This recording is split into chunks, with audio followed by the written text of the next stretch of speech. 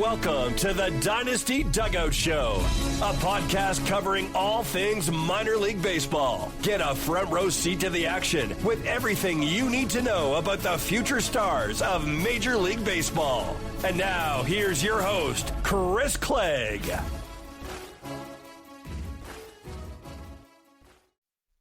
Hello and welcome to the Dynasty Dugout Show. It is Monday, March the 3rd.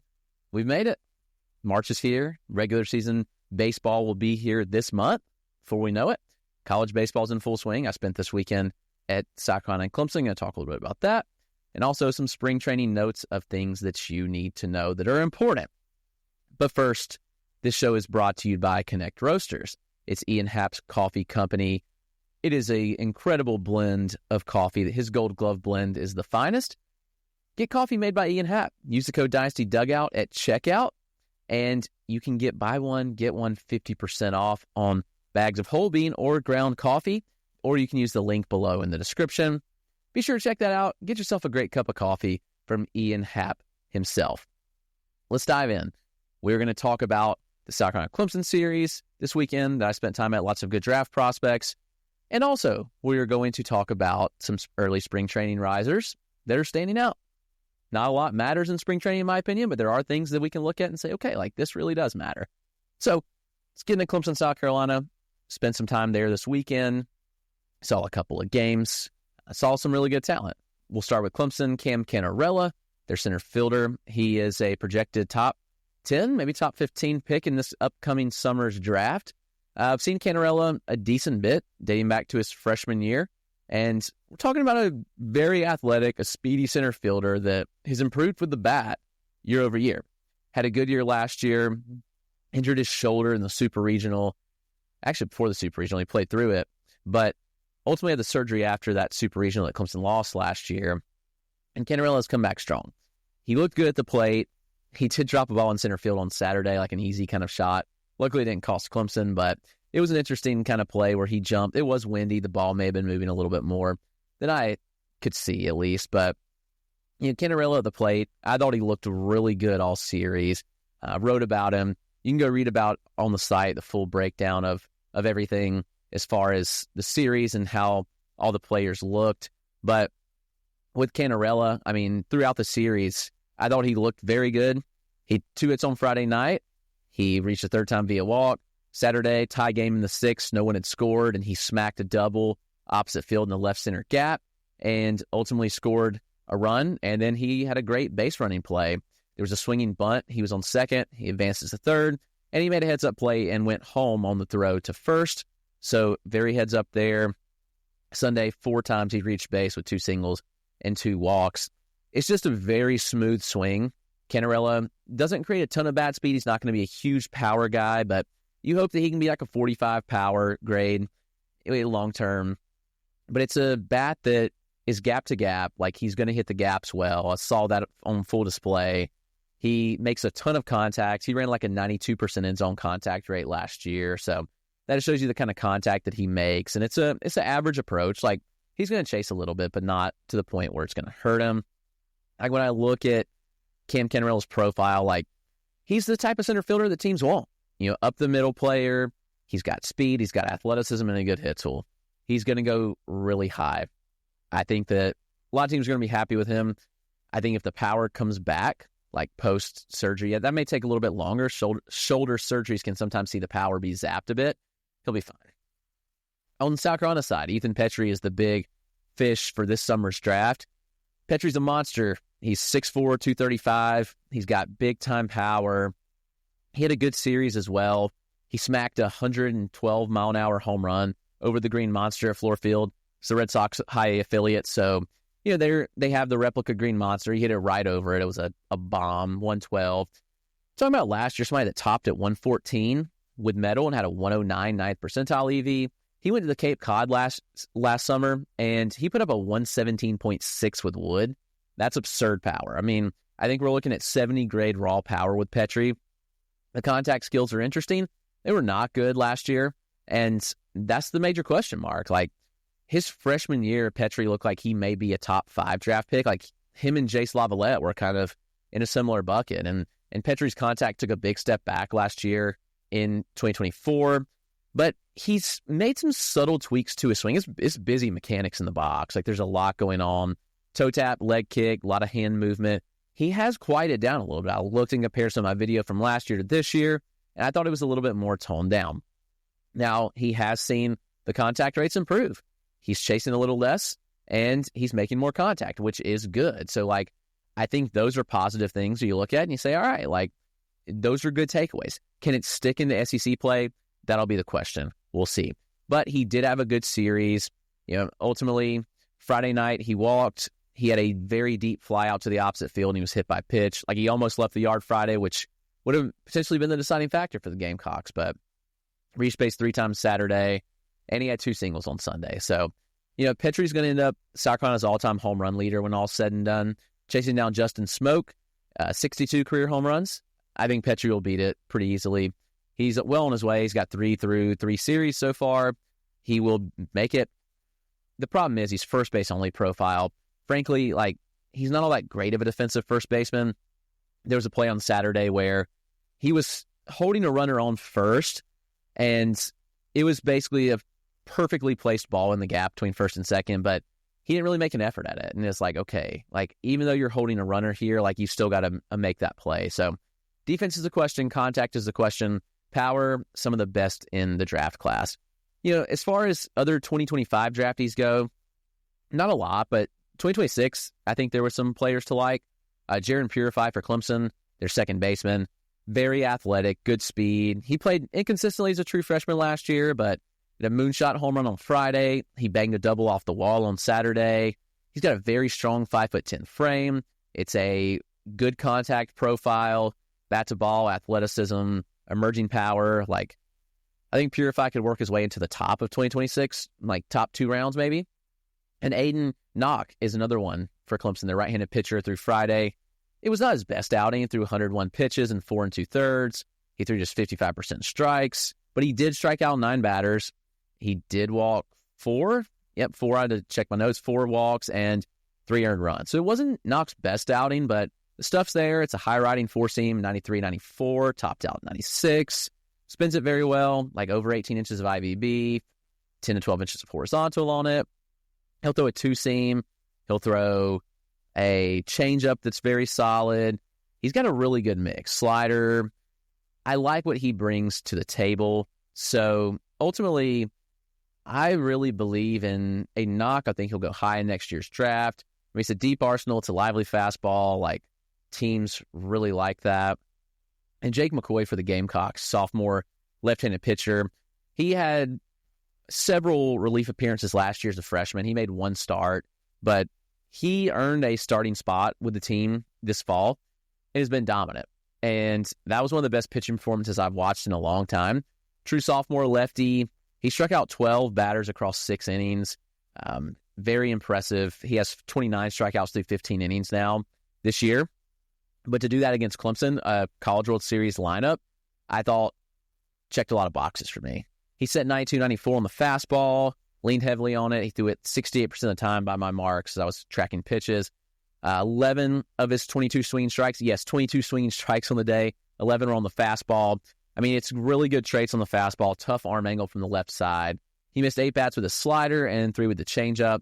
Both those pitches work in the mid-80s with solid pitch characteristics as well. So the strike throwing and the pure stuff, very impressive. And while Jake McCoy might not be a name on your radar, he should be. I think he's really going to move up draft boards for 2026. Just a true sophomore this year, so somebody to watch out for. And a couple sleepers in this summer's draft, Nathan Hall of South Carolina. He's a 6'3" center fielder, good athlete, good bat to ball. He's hit a ball 113 this year, so some pretty high-end power. He was actually a former Clemson player, so they play in Clemson on Friday night. It's Hall's first game back, and he gets booed to no end. He was booed the entire series. Him and Nolan Naraki, who the second baseman for the Gamecocks, who also transferred from Clemson, booed very heavily. But back at his old field, like, they booed him to no end. So Hall was in a tough spot already, and it didn't help that he struck out 3 times. Like, he got in his head early. But he's only struck out 9 times, I think, all year, and 3 of those came on Friday night. So the contact skills have been pretty good for Nathan Hall, and the rest of the series was really good. He was impressive on Saturday. He had a double to lead off the game. He had another single, and he had a couple hard hit balls to center that were just right at Cannarella in center field. And ultimately, he had a solid game on Sunday as well. So he had 2 hits on Sunday. Hall was somebody to watch. I mean, he's hitting .405 so far. As I mentioned, he only has 7 strikeouts. I misspoke on 9. 7 strikeouts, 3 were in Friday night's action. So, pretty good other than that. 113-mile-an-hour home run already this year. It's an interesting profile. Also, Luke Gaffney, he could be a sneaky one for Clemson, and he's been really good. 6'2", 215, first baseman, good feel for contact and power. He reached base 7 times in the 3-game series. He's a redshirt sophomore, so he is draft eligible this summer, and I wouldn't be shocked if Luke Gaffney works his way up board. So those were kind of some of the standouts of the South Carolina Clemson series. Take a quick break, and we'll hop into some spring training thoughts. All right, we are back from the break and talk a couple of spring training actionable notes. Written a lot about spring training every day, so you can go to the Dynasty Dugout and check those out. Those are free reads every day, so if you want to check those out, go right ahead. Would love for you to do so. But what is actionable? On my last episode, I kind of talked about, what matters, what doesn't in spring training, and there's a variety of things that do and don't matter. So here were some things over the weekend and some things in general that have stood out. Tirso Ornelas, he stands to break camp with the Padres and play a good bit in the outfield. I mean, they signed Jason Hayward, they signed Connor Joe, but Ornelas could make an impact. Now, he made waves because he hit a ball 114.2. He hit a ball 114 last year. It was newfound power during last season. So Ornelas had like a 104.5 90th and a 114 max. I mean, Sebastian Walcott hit 115. Everybody went crazy because no 18-year-old should do that. He won 116.5 last year. So, I mean, it's big power. We know that with Walcott. He's still 18 years old. There's a couple pitchers I do want to talk about that's actionable. Casey Mize is one where Mize is really interesting. I'm going to put some of the data up here. If you're looking on YouTube channel, you can see the charts that I'm putting up. But, when we look at Casey Mize, he all of a sudden looks like he might be potential breakout. And I say that kind of lightly. Mize is, first overall pick. He's not lived up to that by any means. But all of a sudden, he's kind of looking the part. And I'm really intrigued by what he's doing and bringing to the table. First, the fastball. There's a major change on his fastball right now where he has added pretty significant IVB. I mean, he's yet to allow a run. I know it's spring training. That doesn't matter, but he had 3 scoreless in his last start on Saturday. But, look at the breakdown of, what he did, and we're seeing 3 inches of new IVB on his fastball. That's pretty significant. The velo is up. Shorter stint, so I don't want to put a lot of stock in it, but he's sitting 96 in February still. That matters. 19 inches of vert on the fastball, that's huge. So naturally like to see that. He's throwing the splitter harder, which is notable. The splitter's sitting 90 miles an hour. Looks better than ever. Naturally, it has a little more carry to it, and it has a little more horizontal. I like to see that. He's throwing a couple slider variations, actually, as well, where it's kind of there is a sweeper, there is a more gyro slider-esque pitch, and it's pretty fascinating. Yeah, I look at the knuckle curve that he throws paired with those pitches, and I think there's some things to like with Casey Mize. It's some change in the profile. Maybe it really pays off. We've kind of been waiting. He's got the pedigree. Man, I'm taking my chances. I just drafted him in the Tout Wars Draft and Hold League at pick 400. I'll take my shot there on Casey Mize, for sure. This next guy, I'm actually very sad that I missed out on, and that's Ryan Weathers of the Marlins. I think Weathers just might be in full breakout. Ryan Weathers looks nasty, and he's done some things where it's whoa, all right, this guy might be legit. One, he's a lefty, and he was already kind of touted in the offseason there had been some potential changes, and he come out on Saturday, if I'm not mistaken, and was dominant. May have thrown on Sunday, but regardless, he set 98 on his fastball in 2 innings. Not going to put a lot of stock in that. 2 innings of work. He set 96 last year, so let's just say he sits 97. It's already a win when you're a lefty sitting 97, and you have the absurd traits that he showed on that fastball. It came with 18, 19 inches of IVB and about 10 inches of horizontal movement. That's pretty absurd. From a lower release height, 5'9", I mean, that's a good fastball right there. That would fall in a pretty good bucket of pitchers, especially lefties with that kind of fastball. You know, I don't want to put a lot of stock in that, but at the same time, we also saw major improvements in his changeup. It showed 13 to 15 inches of arm side movement, and it had good depth to it as well. He showed a sweeper that was really nasty, had very good movement on it, up to 18 inches of sweep and averaged like 15. That's pretty insane. So it showed improved sweeping action from last year, and even threw a gyro slider. So having now like 4 velocity bands and 4 kind of distinct shapes, it's pretty impressive.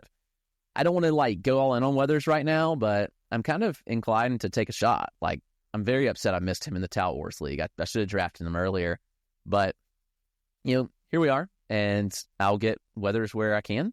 And I think that he could be a massive breakout arm this year, especially lefty with that kind of stuff. Like, I'm very much in on Ryan Weathers and Cristopher Sanchez. I talked a little about him before, but you know, Sanchez ultimately, he's shown some really good things as well. His first 2 starts where, you know, he came out and was really good. He had 9 whiffs and 5 strikeouts and 2 2/3 this weekend. He set 97, 98 on his fastball in both starts. Like, he averaged 94.5 last year. And yes, it's a smaller sample of innings, but sitting 97, 98 up from 94.5, even if you live at 96, again, Cristopher Sanchez is a lefty with really good command. I think that's absolutely going to play. So the stuff, you know, I think it's majorly improved. He threw a new cutter, set 87, had some good traits to it. He did miss 1 bat on 2 swings on that pitch, and he's shown a new look slider too this spring with more horizontal movement. So Cristopher Sanchez of the Phillies, you know, he could take a big step forward, and it might just come on more strikeouts, missing more bats. And that's how we see Cristopher Sanchez really take that step forward. Bo Bichette looks like he wants to bounce back. He's hitting the ball really hard this spring. He's making more contact. He hit a ball 109 for a home run this weekend.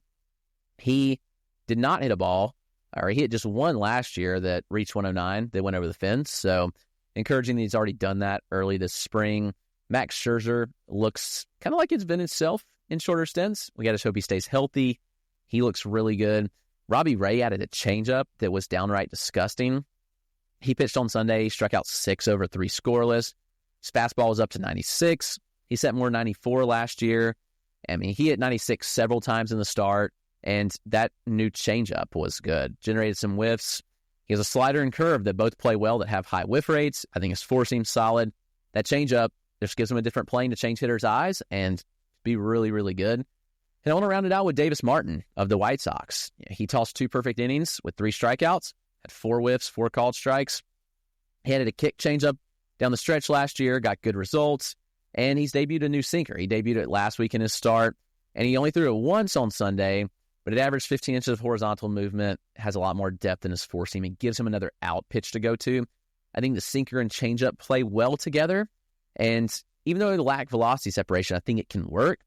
You know, the cutter and slider, also big difference makers for Martin. He's consistently added to his arsenal. He looks really, really good. Also, Junior Caminero has been raking. No shock. Like, he's a baller. I think he's going to have a really big year this year with the Rays. So Caminero, you know, again, I said in the last episode, I'll say it again, like, I just don't think that spring training surface stats matter at all. Go back and look at the historical spring training stat leaders. Tell me what you see. I mean, it's just a lot of inconsistency. You don't really trust fully the data. I don't say the data, but the box scores. Like, everybody's working on something different, so it's hard to judge. But when I see changes, like some of these pitchers, I'm really buying in. So that's been Monday's edition of the Dynasty Dugout Show. Thank you for hanging out with me, and hope you all have a great day.